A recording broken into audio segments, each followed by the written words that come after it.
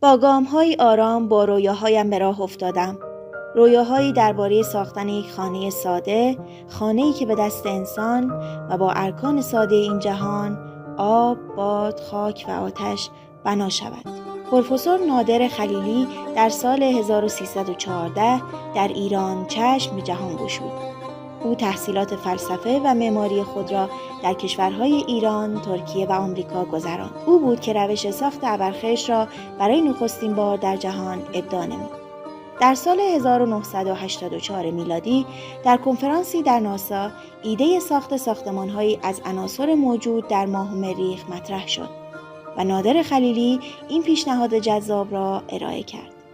در همین سال انجمن معماران کالیفرنیا جایزه تبحر در فناوری را به دلیل ساخت خانه‌های سرامیکی به او داد.